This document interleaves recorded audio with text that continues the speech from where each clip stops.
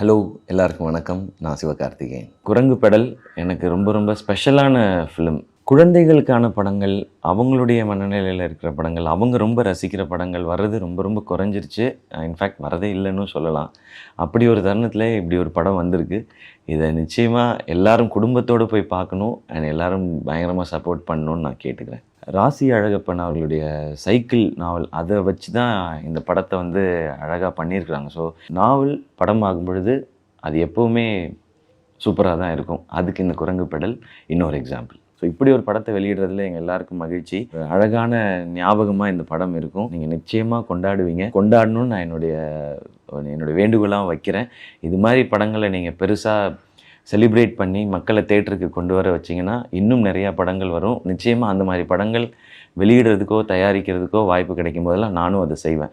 Sivakarthikeyan productions ஆரம்பிக்கப்பட்டதின் நோக்கம் அழகான திரைப்படங்கள், புது களம் இதெல்லாம் கொடுக்கணுன்றது ஒரு பக்கம் இருந்தாலும் நல்ல டேலண்ட்ஸ் அவங்களுக்கு இது ஒரு பெரிய பிளாட்ஃபார்மாக இருக்கணுன்றது தான். அந்த வகையில் இந்த படத்தில் நடித்த குட்டி பசங்களுக்கு இந்த படம் ஒரு பிளாட்ஃபார்மாக அமையணும்னு நான் கடவுளை வேண்டிக்கிறேன்.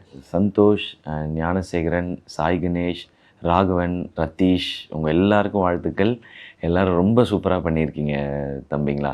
ரொம்ப ரொம்ப லைவாக இருந்தது. யாருமே நடித்த மாதிரியே இல்லை, எல்லோரும் வாழ்ந்த மாதிரியே இருந்தது. ஸோ உங்கள் எல்லாருக்கும் வாழ்த்துக்கள். காளி வெங்கடண்ணா எல்லாருடைய ஃபேவரெட். ரொம்ப இயல்பான அந்த காலகட்டங்களில் இருந்த ஒரு அப்பாவை ரொம்ப அழகாக காமிச்சிட்டிங்க காளி வெங்கடண்ணன். ரொம்ப மகிழ்ச்சி. நீங்கள் வந்து இவ்வளோ அற்புதமாக பண்ணியிருக்கிற இந்த படத்தை நாங்கள் வெளியிடுறதில்ல. நக்லைட்ஸ் டீமில் இருக்கிற பிரசன்னா அவர் வந்து சைக்கிள் கடை வச்சுருக்காரு. ஸோ அவரும் ஜென்சனும் இருக்கிற அந்த ஏரியா வந்து ரொம்ப என்ஜாய் பண்ணோம். எஸ்பெஷலி செகண்ட் ஹாஃபில் ஒரு போர்ஷன் வந்து வெடித்து சிரித்தேன். நான் இந்த படத்துக்குள்ளே இப்படி ஒரு பிளாஸ்டான ஒரு காமெடி இருக்குன்ற அந்த ஏரியாவை நான் எக்ஸ்பெக்ட் பண்ணல. அண்ட் அதே மாதிரி நக்லைட்ஸ்லேருந்து நடிச்சிருக்க அம்மாவாக நடிச்சிருக்க அவங்களுக்கும் அண்ட் சிஸ்டரா படத்தில் பண்ணியிருக்க எல்லாருக்கும் என்னுடைய வாழ்த்துக்கள். உங்கள் எல்லாருடைய ப்ரெசன்ஸ் அண்ட் பர்ஃபார்மன்ஸ் இந்த படத்தை இன்னும் அழகாக்கிடுச்சு. அதே மாதிரி கேமராமேன், எடிட்டர், ஆர்ட் ஒர்க் பண்ணவங்க, ஸோ எல்லாருக்கும் என்னுடைய வாழ்த்துக்கள். ஏன்னா பீரியட் ஃபிலிம் பண்ணுறோன்னும் போது இது எல்லாமும் அழகாக இருக்கணும். காஸ்டியூம்ஸ் பண்ணவங்க எல்லாருக்கும் என்னுடைய வாழ்த்துக்கள். குரங்கு பெடல் படம் வந்து கமலக்கண்ணன் டைரக்டர், அவருடைய நண்பர்கள், அவருடைய டீம் படம் முடிச்சுட்டு ஜிப்ரான் பிரதர்கிட்ட படம் காட்டி அதுக்கப்புறம் தான் அவர் இதோட ஸ்கோருக்கு வந்தார். அழகாக பொயட்டிக்காக நிறையா விஷயங்கள் இருக்குது. இது கூட அவருடைய மியூசிக் வந்து எங்கெல்லாம் இது எவ்வளோ எனர்ஜெட்டிக்காக ஆக்க முடியுமோ, அதாவது நம்ம ஒரு சம்மர் வெக்கேஷனில் என்ன மனநிலையில் இருப்போமோ அதை வந்து அவருடைய மியூசிக்கில் கொண்டு வந்திருக்காரு. கொண்டாட்டம் சாங் நீங்கள் கேட்டிருப்பீங்க. அது நம்மளுடைய சம்மர் வெக்கேஷனை சொல்லும் அப்படியே. அதே மாதிரி தேரோட்டம்னு ஒரு சாங் இருக்குது. அந்த பையன் ஃபஸ்ட்டு சைக்கிள் ஓட்டுறப்ப இருக்கிற ஃபீல், அப்படி ஒரு ஃபீலில் இருக்கிற அதை பற்றின ஒரு பாட்டு எனக்கு ரொம்ப ரொம்ப பிடிச்ச பாட்டு. அந்த பாட்டு இன்னும் கொண்டாட்டம் விட எனக்கு தேரோட்டம் சாங் ரொம்ப பிடிக்கும்.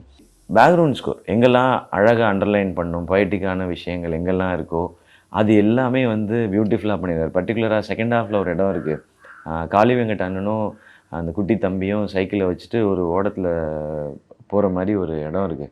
அந்த இடத்துல இருக்க பிஜிஎம் வந்து எனக்கு பயங்கரமாக ஃபீல் ஆச்சு. அது நான் கம்பேர் பண்ணுறேன்னு யாரும் தவிர நினைக்க வேணாம். எனக்கு ஒரு ரஹ்மான் சார் ஃபீல் அதில் இருந்துச்சு.